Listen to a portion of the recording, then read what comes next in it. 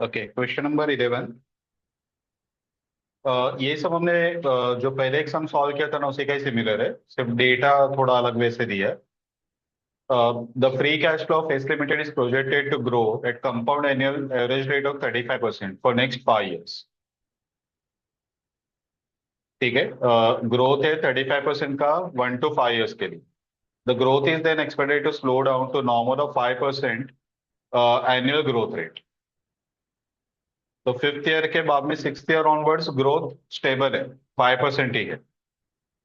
तो हम लोग क्या करेंगे, फिफ्थ ईयर से सिक्स्थ ईयर में जाएंगे या फिफ्थ ईयर के एंड में टर्मिनल कर लेंगे।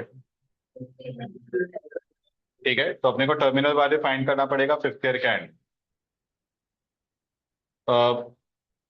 The current year cash flow of S limited is 4 lakh. Current year बोला तो 0 ईयर या फर्स्ट ईयर? जीरो। तो फर्स्ट ईयर का लेने के लिए अपने को 35% ऐड करना पड़ेगा। ठीक है। S limited cost of capital during high growth rate period is 18% and 12% beyond fifth year as growth stabilizes. ठीक है, तो डिस्काउंटिंग फैक्टर 18% का यूज करेंगे फर्स्ट 5 years के लिए, और उसके बाद में वो रिड्यूस हो रहा है 12% पे। Calculate the value of S limited. तो ये हमने पहले भी सम सॉल्व किया था कि जहाँ पे उन्होंने दो डिफरेंट ये कॉस्ट ऑफ कैपिटल दिया था, और ग्रोथ तो ऑब्वियसली वो अलग अलग ही रहती। ठीक है। अब इसको है ना अपन two two stage growth model करके भी बोलते हैं, क्योंकि यहाँ पे दो अपने को अलग अलग ग्रोथ दिया है। एक 35 का बाद में स्टेबल हो रहा है 5 पे। जो हमने पहले सम सॉल्व किया था ना, वो मल्टीपल स्टेज ग्रोथ मॉडल था। हर साल में ग्रोथ अलग अलग था, और फिफ्थ ईयर के बाद में वो स्टेबिलाईज हो रहा था। तो 2 स्टेज वाला आता है, 3 स्टेज वाला आता है, उससे कोई फर्क नहीं पड़ता। लेकिन थ्योरेटिकली क्वेश्चन अगर आएगा कि एक्सप्लेन 2 स्टेज ग्रोथ मॉडल वगैरह, तो दोनों को कंसेप्ट पता रहेगा तो ऑनवर्ड्स में लिख पाओ। ठीक है, तो 2 स्टेज बोला तो पहले एक ग्रोथ रहेगा और एक पर्टिकुलर ईयर के बाद ग्रोथ चेंज होगा, वो स्टेबल हो जाएगा।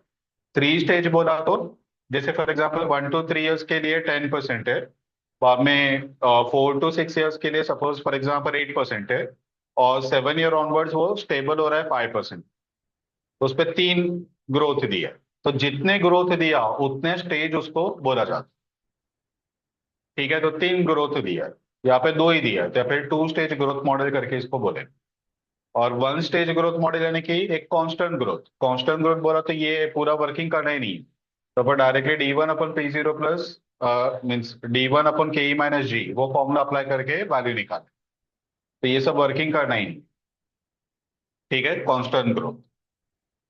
चलो, तो अपने को 4 लाख का कैश फ्लो दिया है फर्स्ट ईयर का।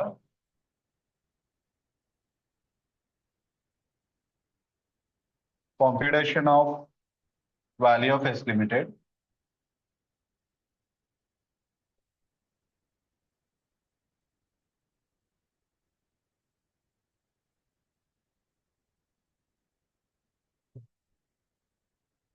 पहले साल का होगा 4 लाख प्लस 35%।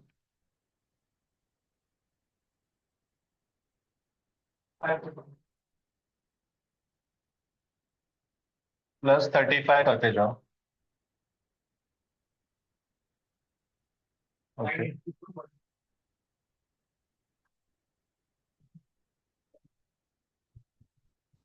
0603।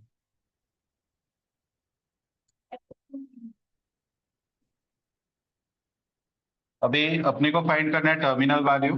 टर्मिनल वैल्यू अपने को फाइंड करना है फिफ्थ ईयर का। तो अपन लेंगे FCFF 6 divide by WSAC 6 -G।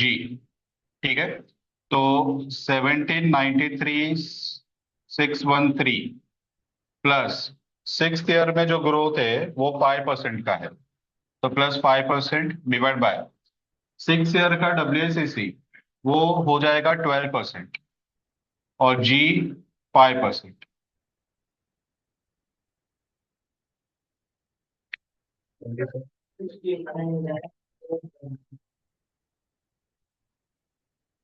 2 crore.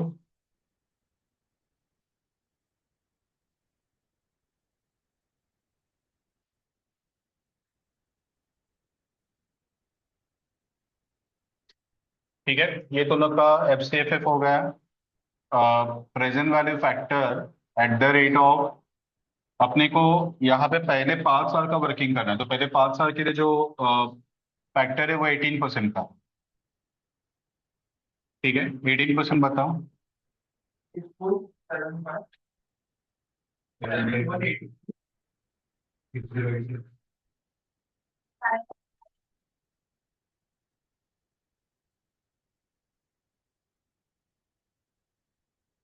Okay, चलो अभी ये कंप्लीट कर लो, ये दोनों को मिलेगा वैल्यू ऑफ बिजनेस। ठीक है, तो सिर्फ ये एक ही नया पॉइंट जो अपन पहले भी ये सब में अप्लाई कर लिया, तो अपने लिए अभी ये नया नहीं था, लेकिन ये दोनों को ध्यान में रखना है कि अगर T5 फाइंड करना है, दोनों को FCFF 6 और WCCB 6 का लेना। ठीक है, इवन ग्रोथ भी 6 का ही चाहिए। ठीक है,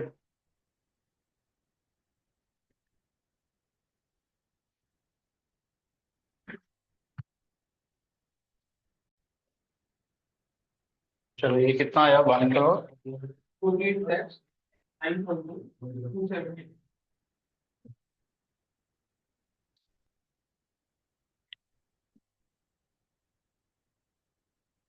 ओके, चलो अभी नेक्स्ट क्वेश्चन नंबर 12।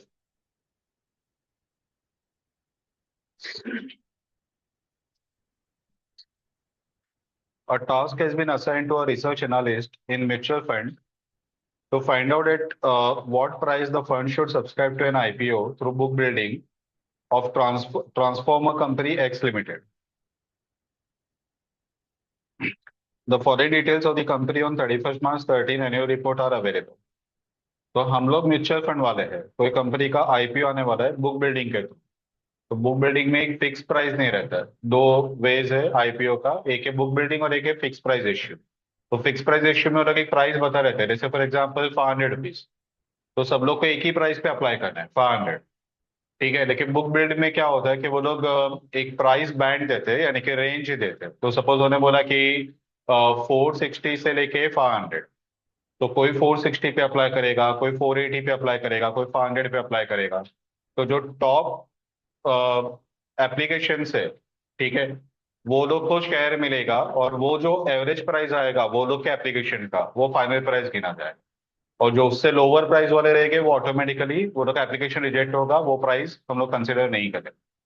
ठीक है, तो ये बुक बिल्डिंग में होता है। तो ये आईपीओ आने वाला है कोई कंपनी का, एक्स लिमिटेड करके कोई कंपनी है, और हम लोग म्यूचुअल फंड वाले हैं, हम लोग को डिसाइड करना है कि हम लोग को प्राइस बैंड के जो रेंज है उस पे कहाँ पे अप्लाई करना है।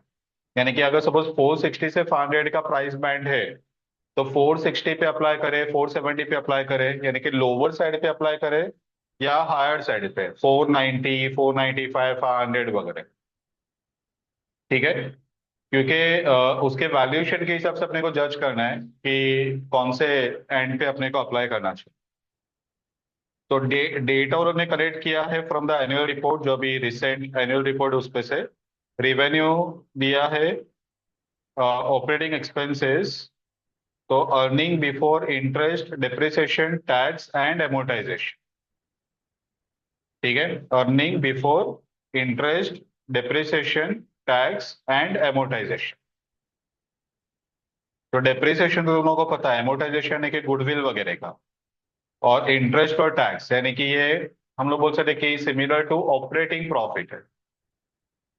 ठीक है, लेकिन इसमें एक से डिफरेंस रहता है कि जो नॉन ऑपरेटिंग वगैरह रहता है ना, वो इस पे इंक्लूड रहता है। ठीक है, तो ऑपरेटिंग प्रॉफिट में इवन वो भी इंक्लूड नहीं रहता, तो इसके ऊपर ऑपरेटिंग प्रॉफिट आता है, ऑपरेटिंग प्रॉफिट के बाद ही आएगा। ठीक है, और दूसरा एक डिफरेंस के ऑपरेटिंग प्रॉफिट में, वो operating profit by default after depreciation रहता है, और ये जो है ये बिफोर डिप्रिसिएशन। ठीक है, तो ऑपरेटिंग प्रॉफिट और ये वो हिसाब से काफी डिफरेंट है। ठीक है, अदर इनकम दिया है, इंटरेस्ट एक्सपेंसेस दिया है, preliminary expenses return of zero, ये तो क्यों दिया।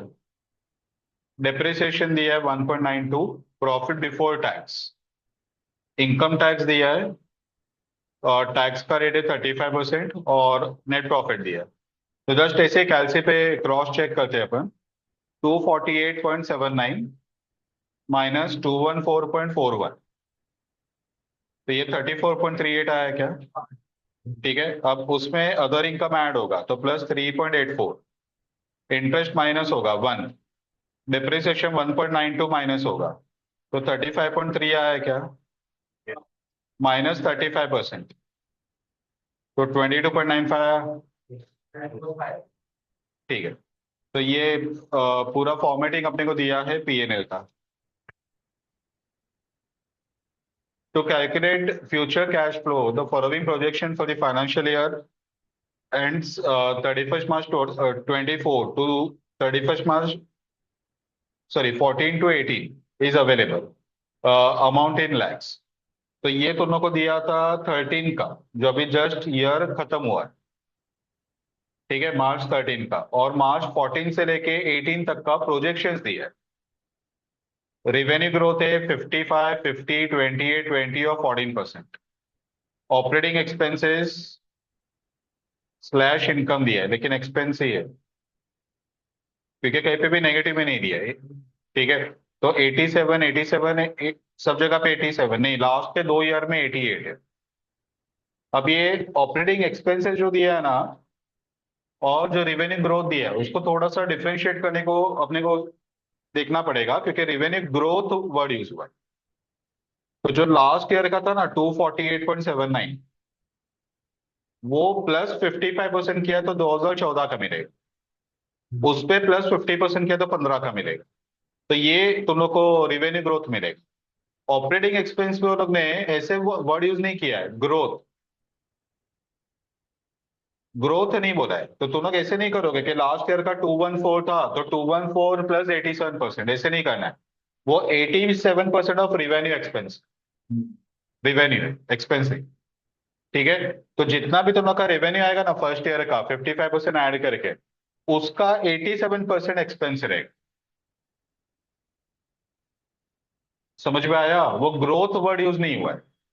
तो लास्ट ईयर में 87% ऐड नहीं करना है, जितना भी रेवेन्यू है उसका 87% ऑपरेटिंग एक्सपेंस है।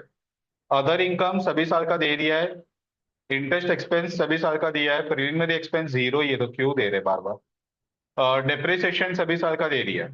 तो ऑटोमेटिकली रेवेन्यू ग्रोथ यानी कि revenue minus operating expense plus other income minus interest minus depreciation, ये दोनों को देगा प्रॉफिट बिफोर टैक्स। ठीक है, सब में दोनों को टैक्स रेट दिया था 35 का, तो 35 माइनस करोगे तो प्रॉफिट आफ्टर टैक्स मिलेगा। प्रॉफिट आफ्टर टैक्स मिलने के बाद अपना एफसीएफएफ का फॉर्मूला स्टार्ट हो। तो profit after tax plus depreciation plus interest 1 minus T minus capital spending minus working capital, तो एफसीएफएफ मिलेगा। और वो एफसीएफएफ को अपन ये फ्यूचर का दिया है, यानी कि अपन ये वाला वर्किंग करके वैल्यू बिजनेस फाइंड करें। आया समझ में? आगे देखो, दोनों को कैपिटल स्पेंडिंग दिया है, इंक्रीमेंटल वर्किंग कैपिटल दिया है। ठीक है, तो ये दोनों एफसीएफएफ के टाइम पे माइनस होगा। It is given that revenue would grow at 0% after explicit forecast period. Explicit forecast period यानी कि ये 14 से 18 का फोरकास्ट दिया है। ठीक है, तो ये पीरियड के बाद रेवेन्यू का ग्रोथ 0% रहेगा। रेवेन्यू का ग्रोथ 0% होगा, यानी कि बिजनेस बंद नहीं होगा, सेल्स चालू रहेगा, लेकिन सेल्स स्टेबल हो जाए। ठीक है, यानी कि जो 18 का सेल्स रहेगा वही सेल्स 19 और आगे के हर साल के लिए मिलेगा, ग्रोथ होना बंद हो जाएगा। X Limited's total asset of 219.98 lakhs are financed with equity of 208.66 lakhs and balance debt source at 8% per annum. तो अपने को डेट्स और इक्विटी का प्रपोर्शन मिलेगा। 219.98 में से 208.66 वो इक्विटी से, यानी कि जो बाकी का बैलेंस है वो डेट्स का है। तो अपन वो परसेंटेज निकाल सकते हैं कि इक्विटी का कितना और डेट्स का कितना। ठीक है, फॉर एग्जांपल सपोज 80 और 20। ठीक है, तो ये अपने को WACC निकालने के लिए काम आएगा। Assume risk-free rate of 7.5%, risk premium of 7.5%, beta of stock is 1.07, तो अपने को मिल जाएगा KE। The firm falls in 34% tax bracket, वो टेबल से हमने ले लिया था।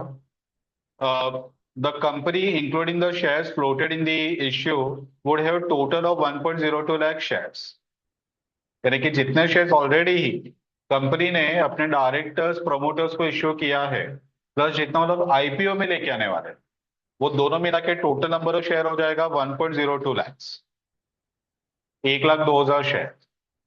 ठीक है। Find out intrinsic value of share using discounted cash flow analysis. देखो वर्ड कैसे फंसा रहे, एक तरफ वो लोग बोल रहे कि इंट्रिंसिक वैल्यू फाइंड, लेकिन आगे वो लोग मेथड बता रहे कि intrinsic value using discounted cash flow analysis, यानी कि ये फ्री कैश फ्लो। तो इंट्रिंसिक वैल्यू यानी इंट्रिंसिक वैल्यू में मत चले जाना, इन्हें निकाल ही नहीं पाओगे, बैलेंस शीट कहा दिया है। समझ में आया? If the price band announced by X Limited stands at 345 to 365, should this fund subscribe to book build issue and at what end of the price band? तो आईपीओ का जो प्राइस बैंड है वो 345 से 365 के बीच में है, यानी कि तुम लोग मिनिमम 345 कोट करोगे, मैक्सिमम 365। ठीक है। ये दो बोलते हैं ना कि प्राइस के बीच में कोई भी प्राइस के लिए तुम लोग आईपीओ को अप्लाई कर सकते हो। तो ये तुम लोग को पूछ रहा है कि फंड को कौन से एंड पे अप्लाई करना चाहिए, यानी कि 345 के साइड पे अप्लाई करना चाहिए कि 365 के साइड। तो ये अपने आंसर पे डिपेंड है। अभी फॉर एग्जांपल अगर अपना ये पूरा वर्किंग हमने किया और अपने हिसाब से वैल्यूएशन आया 300 रुपया, ठीक है, तो ये लोग मिनिमम मांग रहे 345, तो अपन बोलेंगे कि ओवर प्राइस्ड है, सब्सक्राइब मत करो, भाव गिरेगा। ठीक है। अगर अपना valuation suppose for example 350 rupees आए, ठीक है, तो अपन 345 से 350 के बीच में अप्लाई करें। ठीक है। अगर अपना वैल्यूएशन सपोज 370 आया, तो ये लोग 365 मांग रहे मैक्सिमम, तो 365 में मिला तो भी चलेगा, तो 365 पे अप्लाई करो, 5 रुपया शेयर का भाव बढ़ेगा। हाँ समझ गए। ठीक है। तो अपना जो वैल्यूएशन है उसको अपने को ये प्राइस बैंड में कंपेयर करना है, और उसके हिसाब से अपने को कंक्लूड करना है कि कौन से एंड पे, लोअर एंड पे या अपर एंड पे अपने को अप्लाई करना चाहिए। ठीक है। चलो तभी पूरा ये वर्किंग करना पड़ेगा। तो यहाँ पे अपना आंसर जो है ना वो कुछ ये टाइप से होगा कि पहले अपने को ये जो टेबल दिया है प्रोजेक्शन 2018 तक का, वो अपने को फाइंड करना पड़ेगा। फ्री कैश फ्लो मिलेगा 2018 तक का। वो फ्री कैश फ्लो मिलने के बाद अपन ये जो डिस्काउंट फैक्टर वाला टेबल बनाते हैं वो टेबल बनाना पड़ेगा। तो 2014 से लेकर 2018 का फ्री कैश फ्लो देगा, बाकी सब में वो दे दिया था, ये सब में अपने को फाइंड करना है, बस वो एक नया पार्ट। तो 2014 से 2018 का कैश फ्लो लेंगे, और 2018 में टर्मिनल वैल्यू लेंगे क्योंकि ग्रोथ स्टेबल हो रहा है। समझ गए? तो 2018 का टर्मिनल वैल्यू, और उसको अपन ये केई से डिस्काउंटिंग फैक्टर से अपन, केई से नहीं डब्ल्यूएससी से अपन डिस्काउंट करेंगे, तो वैल्यू ऑफ बिजनेस मिलेगा, उसमें से वैल्यू ऑफ डेट्स माइनस करेंगे तो वैल्यू ऑफ इक्विटी मिलेगा, divide by number of share तो वैल्यू पर शेयर मिलेगा। यानी कि लंबा जर्नी है, बहुत सारा वर्किंग। ठीक है। तो पहला अपन वर्किंग करते हैं 2014 से 2018 का एफसीएफए फाइंड करते हैं। ठीक है।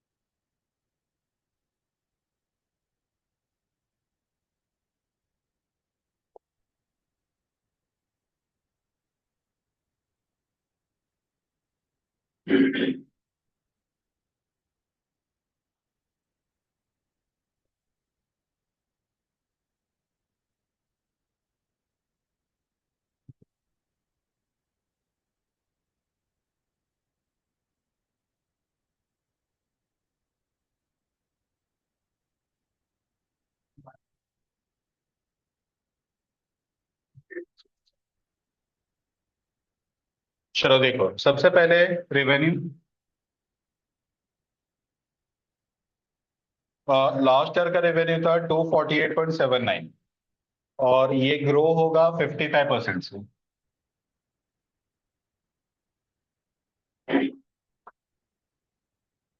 बताओ।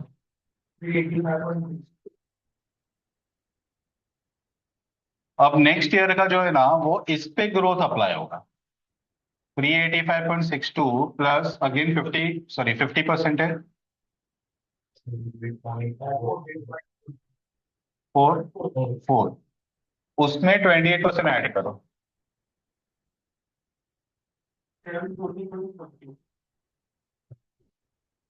प्लस 20%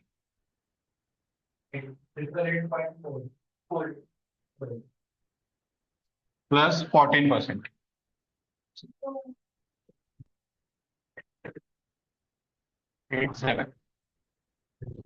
ठीक है, तो ये हो गया अपना रिवेन्यू। अब रिवेन्यू का कितना परसेंट ऑपरेटिंग एक्सपेंसेस है वो दोनों को गिवन है। प्लस ऑपरेटिंग एक्सपेंसेस पहले में 87% है, तो 385.62 का 87%, 335.49 माइनस करके अमाउंट भी बता दो।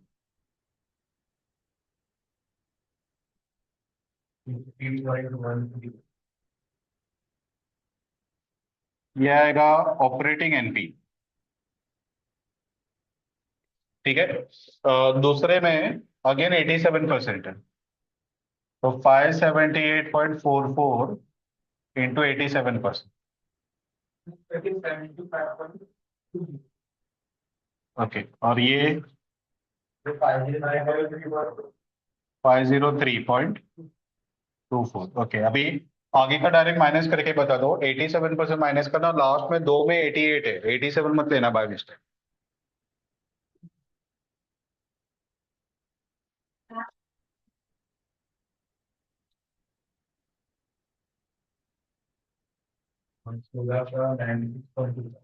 सेवनटीन 16 कितना?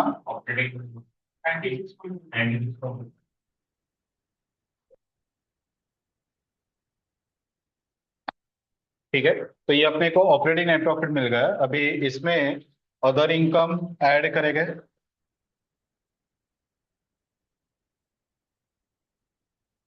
अदर इनकम है 2333,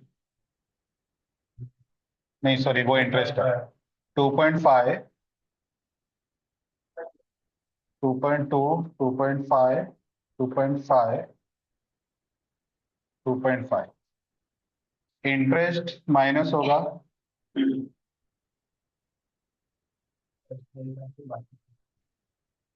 2, 3।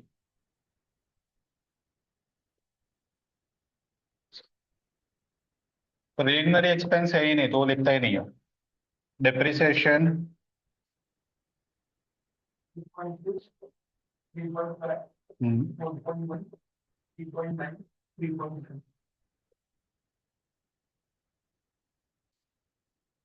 ओके, तो तुम लोग को मिलेगा प्रॉफिट बिफोर टैक्स। ठीक है, यहां से यहां तक का वर्किंग 50.13 से लेके 2.6 तक। 102.22, 48.03,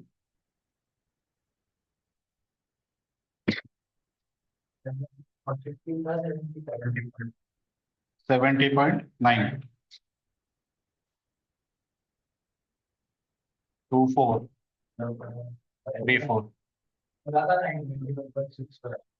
91.65। अब इसमें से टैक्स माइनस होगा 35%, तो प्रॉफिट आफ्टर टैक्स मिलेगा। तुम लोग डायरेक्ट माइनस करके ही मुझे बताओ।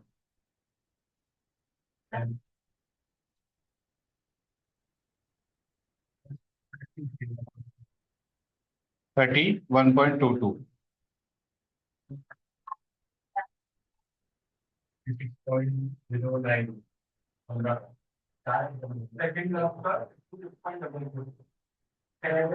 Sixty 66.99। Double four.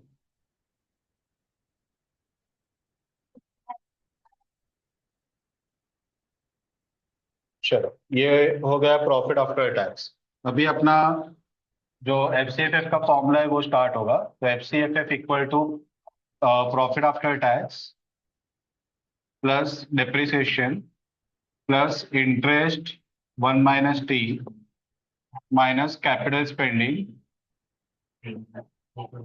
Minus increase in working capital. ठीक है, तो profit after tax plus depreciation plus interest one minus T minus capital spending minus increase in working capital, तो एफ सी एफ।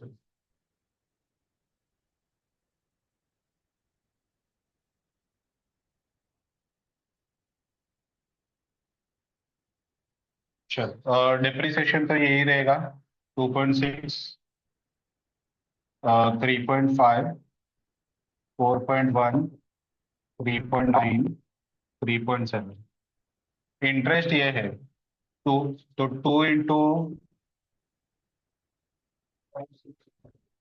1 - 0.35 यानी कि 0.65, 1.3, 1.95।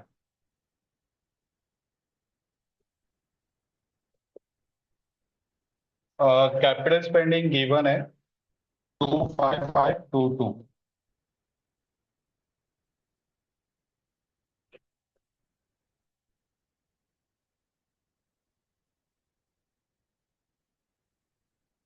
और incremental working capital 25522 same.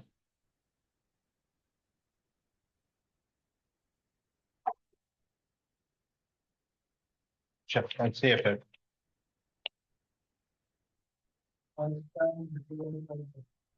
31.5।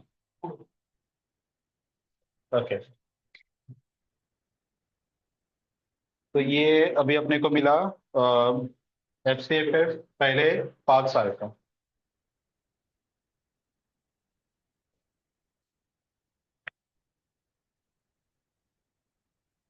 Terminal value at the end of financial year 18। ठीक है, तो हम लोग यहाँ पे फाइंड कर रहे हैं P18, यानी कि अपने को लेना पड़ेगा एफ सी एफ एफ 19 का divide by W S C C minus G. W S C C भी नहीं है अपने पास, तो पहले W S C C work करना पड़ेगा, बाद में यहाँ पे आ पाएगा। ठीक है, वर्किंग नोट नंबर 1 या वर्किंग नोट नंबर 2 या 3,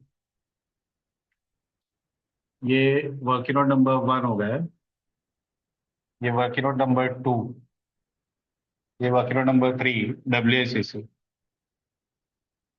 सबसे पहले K E equal to R F plus beta R M minus R F. R F कितना है? ओके,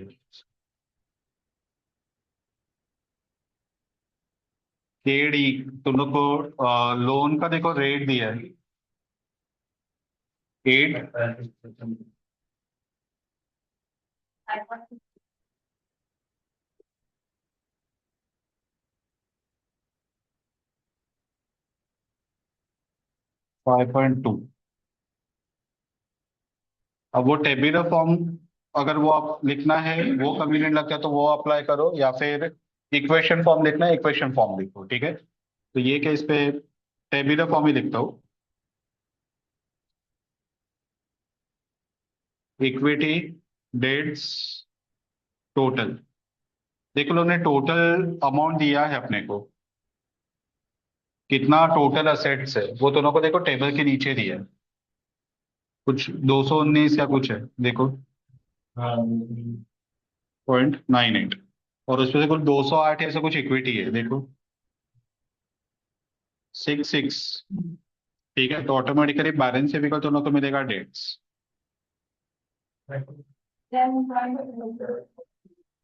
3, 2। ठीक है। इसका कॉस्ट इक्विटी का है 15.525%। और इसका है 5.2%। ठीक है।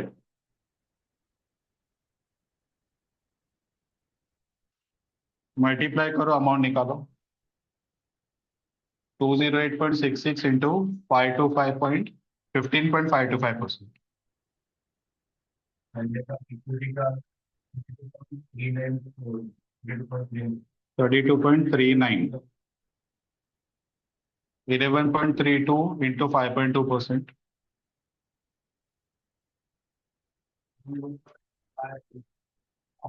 8।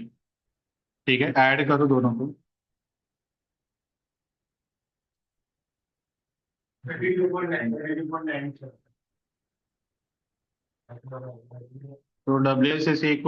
32.97 डिवाइड बाय 219.98। 14.98। नहीं, 99। ठीक है, 15 दिया तो भी चलेगा। ठीक है, तो अभी ये फॉर्मूला अप्लाई करो। F C F F last का 77.92 है। वो लोग ने एक लाइन लिखा है कि जो रिवेन्यू है वो एक्सप्लिसिट फोरकास्ट पीरियड के बाद 0% पे ग्रो होगा। तो जो बाकी का एलिमेंट्स है वो भी अगर स्टेडी है, तो जो एफ सी एफ एफ है जो 18 का मिला वही दोनों को मिलेगा 19 में। ठीक है, तो +0% ग्रोथ डिवाइड बाय WACC 15 -0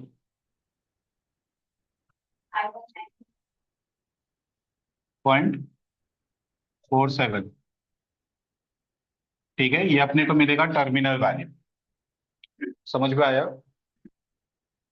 अभी अपना लास्ट वर्किंग वो आएगा वैल्यू ऑफ बिजनेस।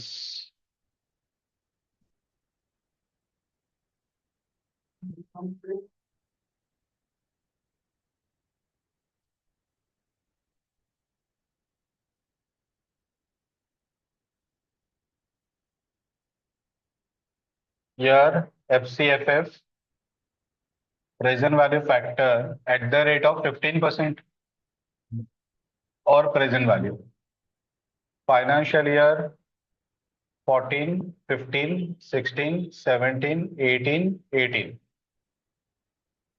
ठीक है, ये दोनों का टर्मिनल वैल्यू का। 14 का है 31.12, 15 का 41.54, 16 का 55.62, 17 का 68.29,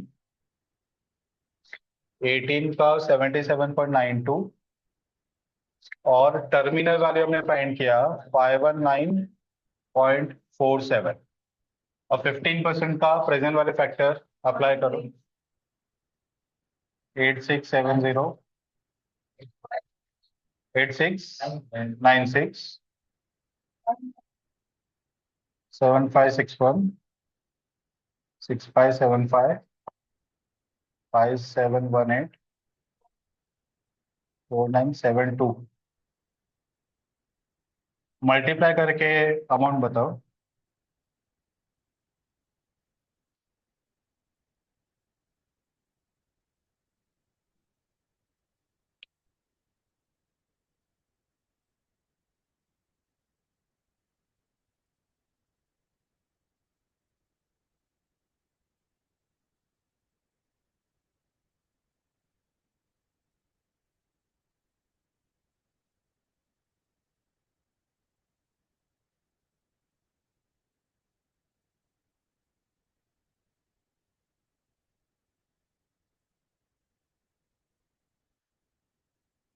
431.00। ठीक है, चलो अभी इसके बाद में वैल्यू ऑफ बिजनेस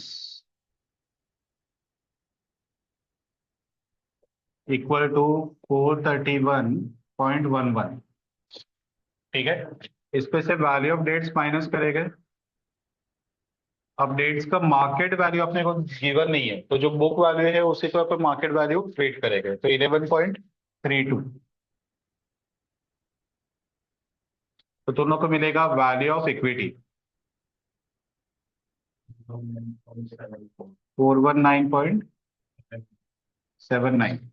अब इसको डिवाइड करो bye number of equity share, तो आप ही दोनों को नंबर ऑफ इक्विटी शेयर दिया है 1.02।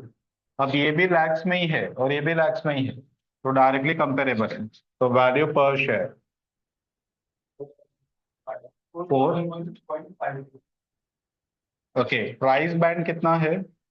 345 to 365। तो अप्लाई कौन सा एंड पे, लोअर एंड पे या अपर एंड पे? अपर एंड पे अप्लाई करो।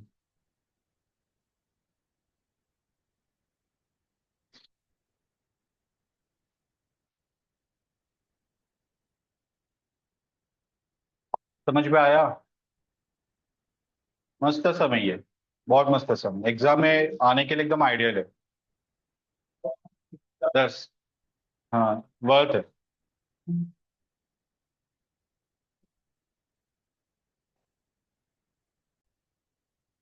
चलो अभी इसका कमेंट लिखो।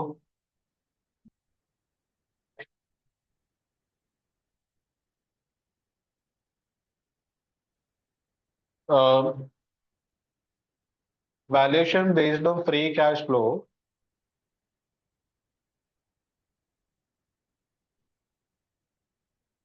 is rupees 411.56. Price band for IPO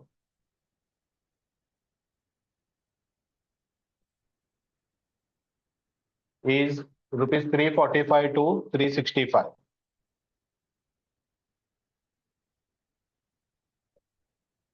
Therefore, mutual fund should apply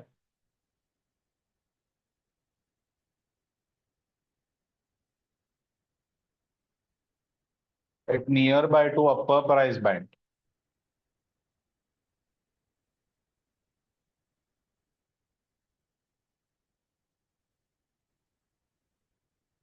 Since IPO valuation is underpriced. Since IPO valuation is underpriced.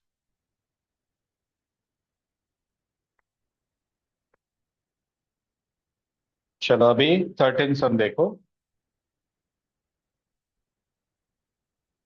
13 सम ये 12 वाले से सिमिलर है, लेकिन एक बहुत बड़ा डिफरेंस है, वो तुम लोग देखो क्या डिफरेंस है। An unlisted company RS Limited manufacturing electrical equipment is currently in the expansion mode and expected to be good investment, keeping in mind the expected sales and profit over next 5 years.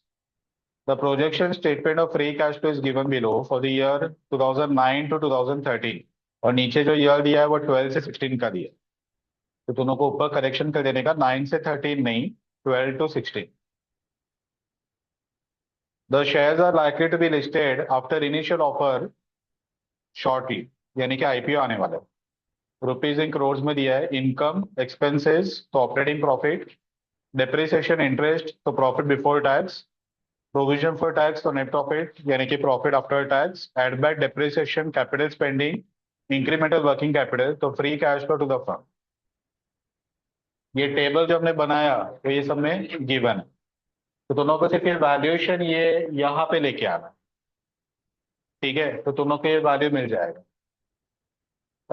This company with similar characteristics of RS Limited, which is listed and whose average beta is 0.85, The risk-free rate and market premium are 7%, and company is funded by 93% equity and 7% debts, whose cost is 9.25%. कितना सारा एक में ही दे दिया है। वो लोग बता रहे हैं कि बीटा 0.85 है, रिस्क प्रीमियम और रिस्क फ्री दोनों सेम है, 7% है, 93% इक्विटी है, 7% डेट्स, और डेट्स का जो कॉस्ट है वो 9.25 है। ठीक है, तो इक्विटी का तो अपन निकालेंगे कि बीटा वगैरह सब दिया है, डेट्स का दिया है 9.25, तो इसमें से टैक्स माइनस कर देंगे तो पोस्ट टैक्स मिल जाएगा। और जो प्रपोर्शन है, अमाउंट के जगह पे प्रपोर्शन दिया है आपने को, ठीक है, तो डायरेक्ट प्रपोर्शन ले लेंगे 93 और 7%, तो प्रपोर्शन मल्टीप्लाई करके डायरेक्ट डब्ल्यूएसीसी आ जाएगा। ठीक है, a growth of 5% is projected beyond 5 years till perpetuity। तो आगे का ग्रोथ 5 है, तो अपने को टर्मिनल वैल्यू निकालना पड़ेगा। The firm falls in 33% tax bracket. Total 1.06 crore shares would be outstanding. ऊपर 1.02 था, यहाँ पे 1.06 है। Find out the intrinsic value of share using discounted cash flow analysis. Again intrinsic value से फंसना मत। ठीक है, डिस्काउंटेड कैश फ्लो एनालिसिस अपने को यूज करने को बोला। ठीक है, तो फ्री कैश फ्लो 5 साल का दे दिया है, तुम लोग को एक वर्किंग करना पड़ेगा डब्ल्यूएसीसी का, एक वर्किंग करना पड़ेगा टर्मिनल वैल्यू का, बाद में लास्ट वर्किंग ये। ठीक है, और ये वाला वर्किंग करने के टाइम पे प्रॉब्लम क्या होगा कि वैल्यू ऑफ बिजनेस तुम लोग को यहाँ से मिल जाएगा। वो वैल्यू ऑफ बिजनेस में से वैल्यू ऑफ डेट्स माइनस करोगे। डेट्स है 7% है, लेकिन अमाउंट नहीं दिया है।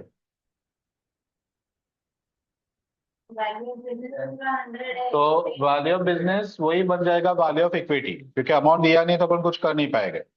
और वो value of equity divide by number of share 1.06, तो वैल्यू पर शेयर मिल जाएगा। प्राइस बैंड वगैरह दिया नहीं है तो उसका कंक्लूजन वगैरह लिखना नहीं है, जो वैल्यू मिला वही खत्म होगा। ठीक है, तो एक डब्ल्यूआईसीसी का वर्किंग, टर्मिनल वैल्यू का वर्किंग, ये वाला प्रेजेंट वैल्यू, और बाद में लास्ट वर्किंग ये वैल्यू पर शेयर।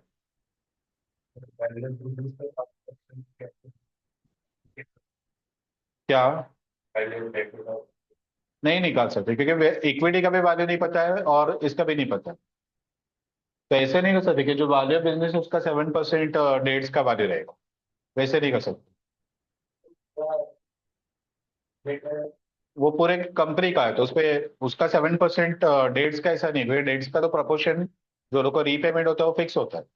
बिजनेस ग्रो होगा तो वो लोग को थोड़ी ग्रो मिलेगा। समझा?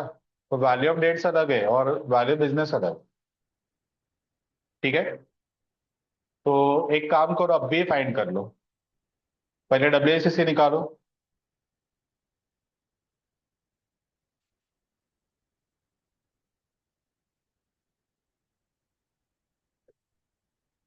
डब्ल्यूएसीसी में पहले के ई निकालो, बाद में डब्ल्यूएसीसी फाइंड करो।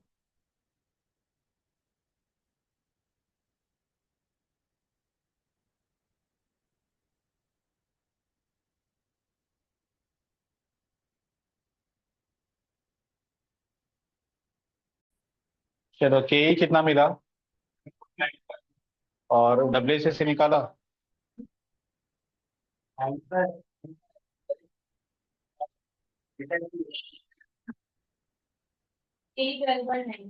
हम्म, और डेट्स में 9.25 मत लेना, 9.25 से टैक्स माइनस करना है। हम्म,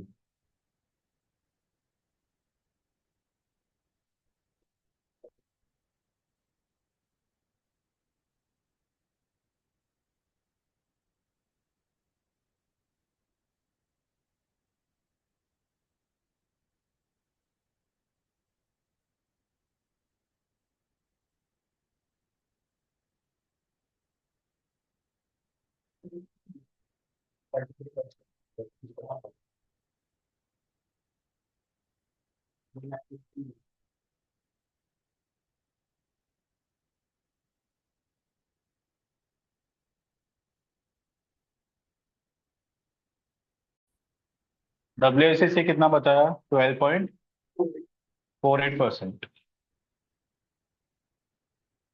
टर्मिनल वैल्यू फाइंड करो।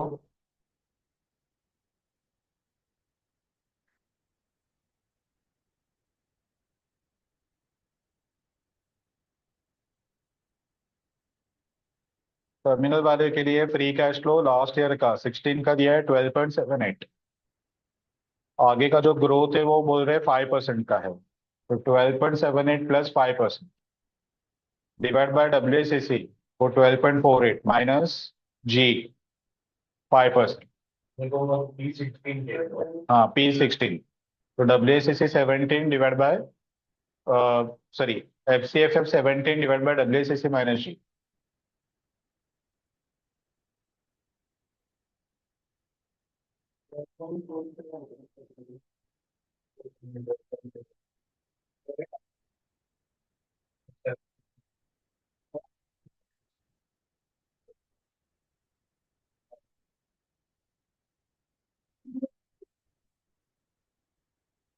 5% ग्रोथ।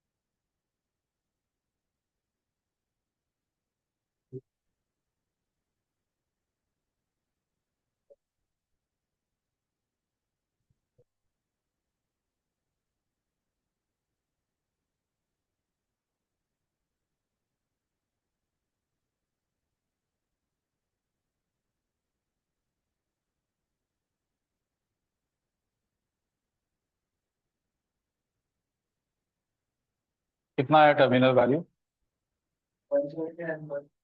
ओके 179.4। अभी ये वैल्यूएशन वाला प्रेजेंट वैल्यू का टेबल बना।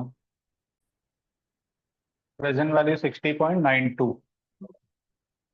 ठीक है, अब ये वाला वर्किंग करो, डेट्स का वैल्यू जीरो, तो 60.92 यहाँ पे आएगा, divide by number of share, तो वैल्यू पर शेयर मिलेगा। क्या?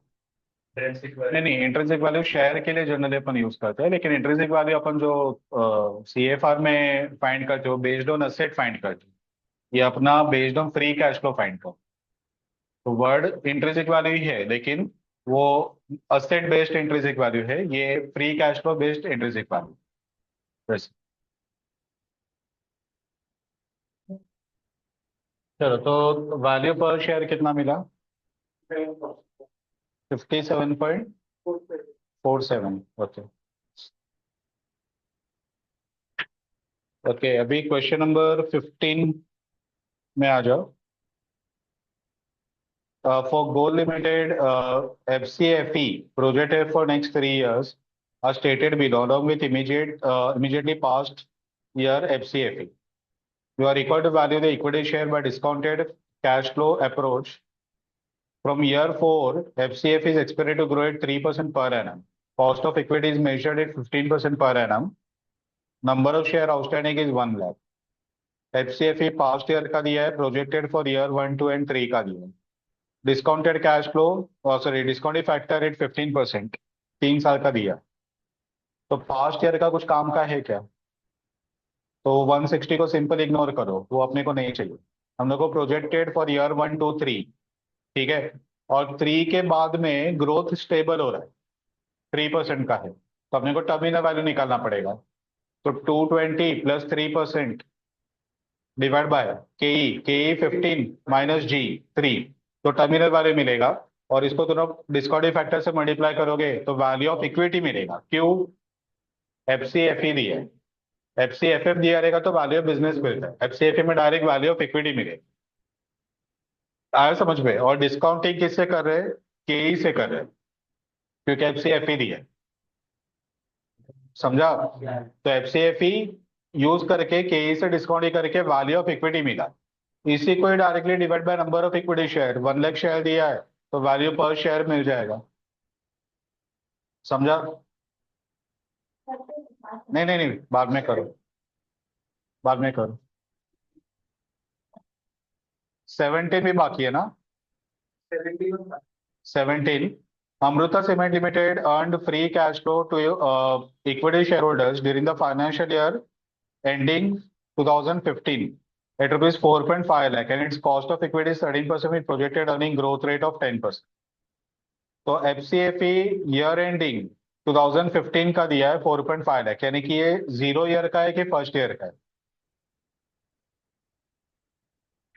0 ईयर का। अर्नड फ्री कैश फ्लो बोला है, यानी कि ये ऑलरेडी ईयर खत्म हो चुका है, तो ये 0 ईयर का है। अपने को फर्स्ट ईयर के लिए इस पे ग्रोथ ऐड करना पड़ेगा।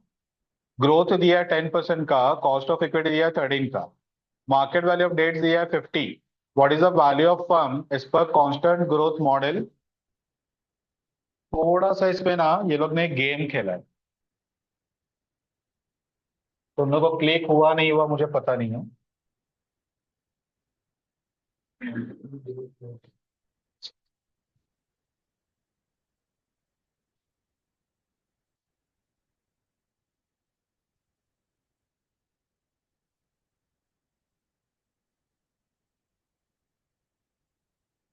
चलो देखो, तुम लोग को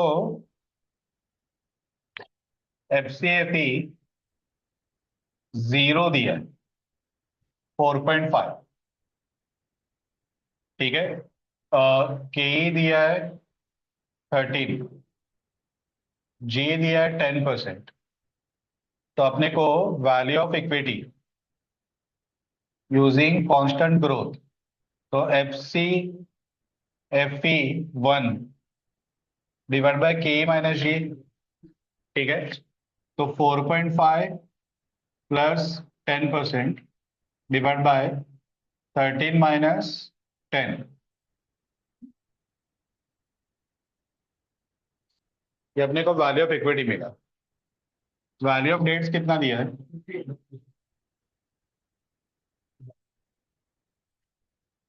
50। तो तुम लोग को वैल्यू ऑफ बिजनेस कितना मिलेगा? यही एक झोल था। नॉर्मली अपने को डेट्स का वैल्यू माइनस करने का हैबिट है, क्योंकि अपने को वैल्यू ऑफ फर्म मिलता है, उस पे से डेट्स का माइनस करके इक्विटी मिलती है। अगर पहले इक्विटी मिला है उस पर डेट्स का वैल्यू ऐड करो तो बिजनेस का वैल्यू मिलेगा। रिवर्स ये दिया value of equity, debts add करके वैल्यू ऑफ बिजनेस मिलेगा।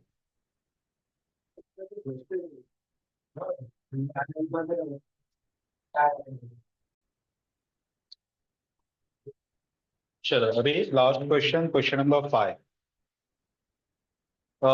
True value limited is planning to raise funds through issue of common stock for the first time, यानी कि आईपीओ लेके आने वाले। However, management of the company is not sure about the value of the company, and therefore they are attempted to study the similar companies in the similar line, which are comparable to true value in most common aspect. From the following information, you are required to compute the value of True Value Limited using comparable firm approach. इसको underline करके रखो, comparable firm approach। Method का नाम है comparable firm approach।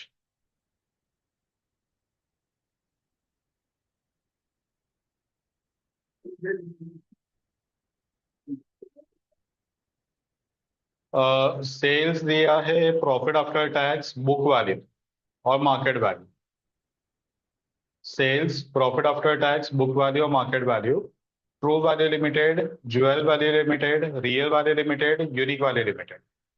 True value limited तो अपना company है, तो अपने कंपनी का सिमिलर कंपनीज का, यानी कि ज्वेल, रियल और यूनिक, ये तीन का पूरा डेटा अपने पास अवेलेबल है। और तुम लोग कंपेयर करोगे ना तो देखो मार्केट वैल्यू ट्रू वैल्यू में ब्लैंक रखा है, क्योंकि वो मार्केट वैल्यू तो अपने को फाइंड करना है। तो बाकी जो कंपेरेटिव कंपनीज है ज्वेल, रियल और यूनिक, उसका मार्केट वैल्यू और उसके कंपेयर में वो कंपनीज का सेल्स, प्रॉफिट आफ्टर टैक्स और बुक वैल्यूज ये अपने को गिवन है। True value limited feels that 50% weightage should be given to earning in valuation process sales and book value में भी गिवन इक्वल वेटेज।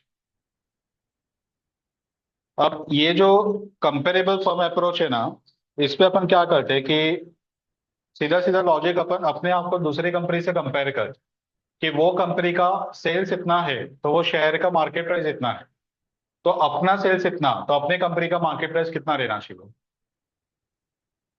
लॉजिक समझा? वो कंपनी का सेल सपोज 100 करोड़ है और वो कंपनी का शेयर का प्राइस चल रहा है सपोज 150 रुपीज, तो 100 करोड़ सेल्स पे 150 का मार्केट प्राइस, तो अपना सेल्स है सपोज 85 करोड़, तो 85 करोड़ पे मार्केट प्राइस कितना आना चाहिए। सीधा क्रॉस मल्टीप्लिकेशन करके दोनों को वैल्यू निकालना, यानी कि अपन अपने ही कंपनी का कंपेरेटिव जो पीयर कंपनी जो अपन बोलते हैं, वो पीयर कंपनी का वैल्यू अपन यूज करते हैं to find the value of our company. ठीक है, और इस पे अलग अलग पैरामीटर्स यूज होता है। अपन मार्केट प्राइस को in relation to sales compare करते हैं, in relation to profit compare करते हैं, और in relation to book value यानी कि एनए वैल्यू, उससे अपन कंपेयर करते हैं। ठीक है, तो price to sales, price to book value, price to profit, ऐसे अपन कंपेरेटिव अमाउंट फाइंड करते हैं।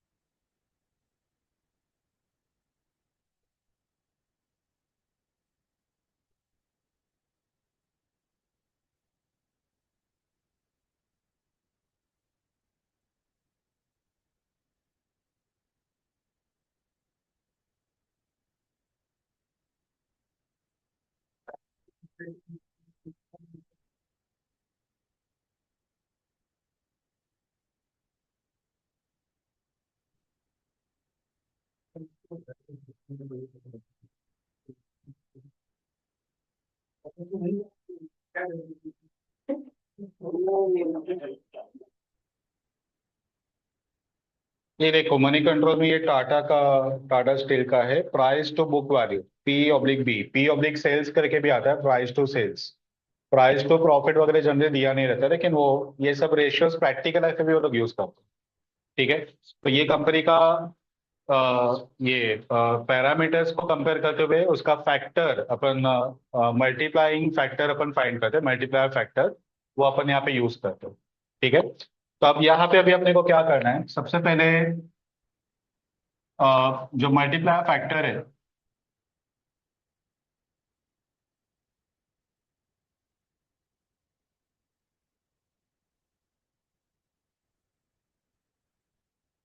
वो अपने को फाइंड करना है। तो अपने को जो कंपनीज दिया हुआ है वो है jewel value, real value, unique value, और एक अपने को फाइंड करना है तीनों का एवरेज।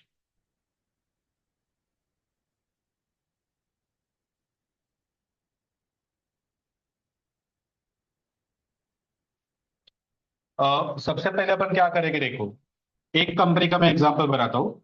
ज्वेल वैल्यू का देखो, उसका सेल्स दिया है 190।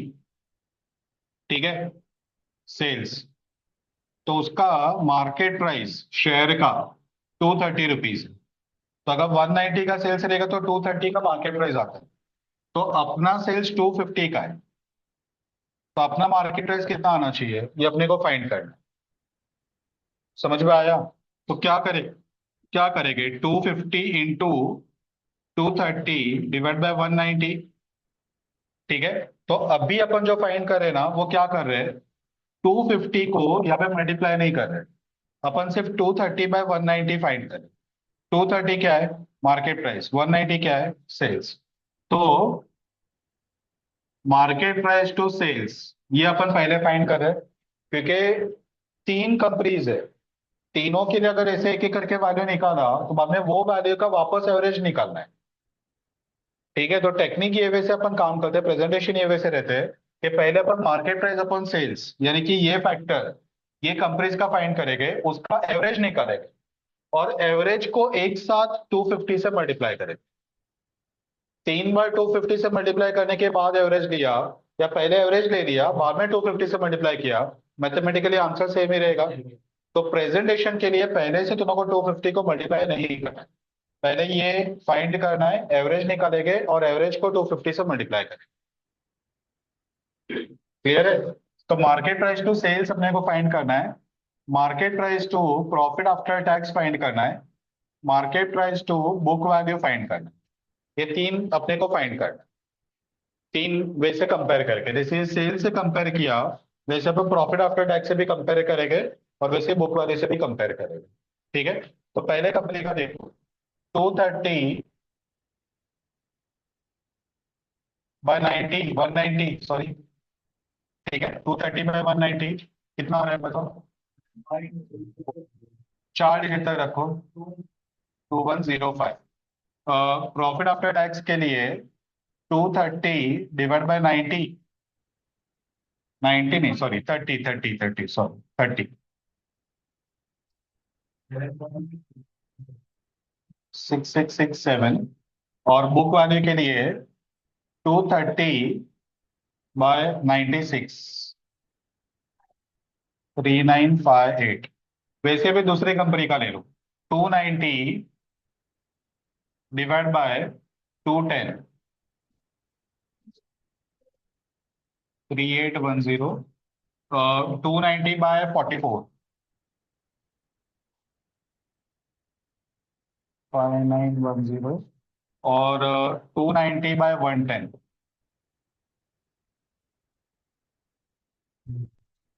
वैसे भी last company 440/270,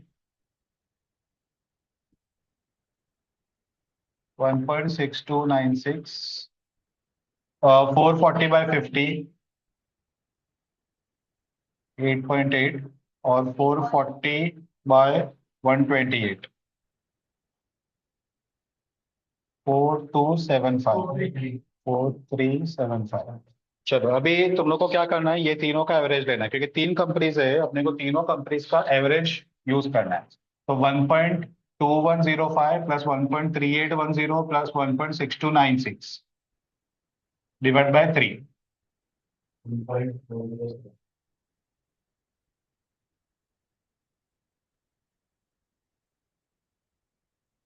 1.4070,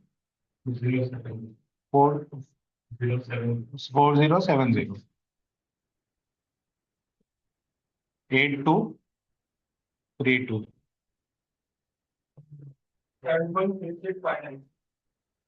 7.6859।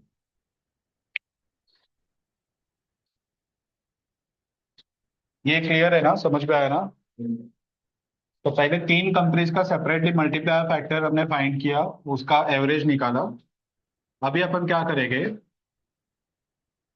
MPS equal to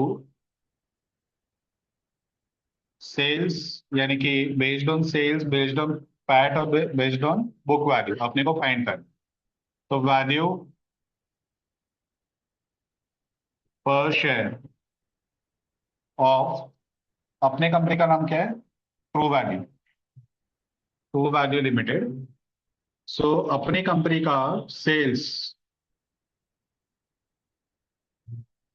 250,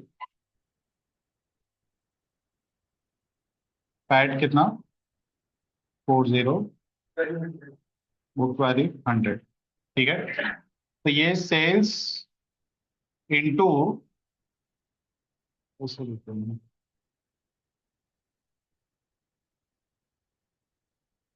based on sales, तो सेल्स इंटू ये मल्टीप्लाइंग फैक्टर आएगा,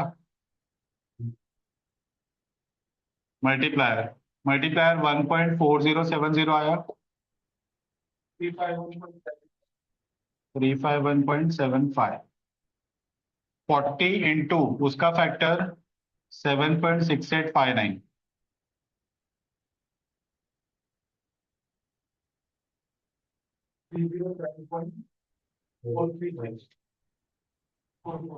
307.44। और 100 इंटू 2.8232, 282.32।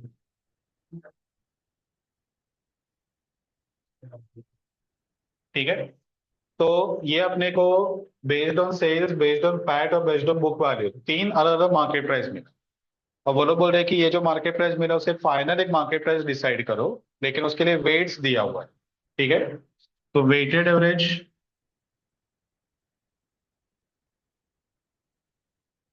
प्राइस, वेट्स कितना है, सेल्स वाले को कितना है? 25%। ओके, तो सेल्स प्राइस और book value,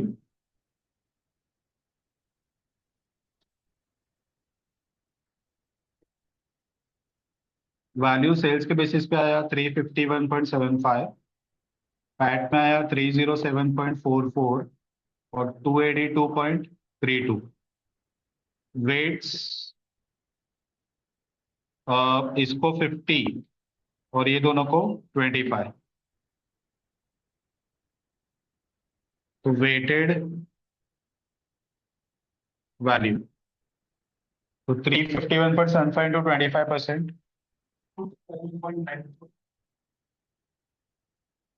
307.44 into 50%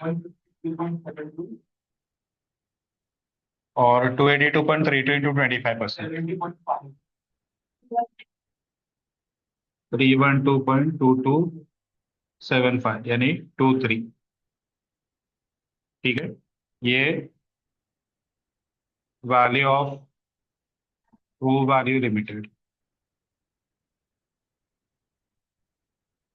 market value of true value limited 312.23। आया समझ में? तो इसे कंपेरेबल फॉर्म अप्रोच करके बोलते हैं, यहाँ पे अपन कंपेरेटिव वैल्यूज फाइंड करते हैं। ये सबको इंपॉर्टेंट मार्क करना, एग्जाम में ये बहुत बार आया।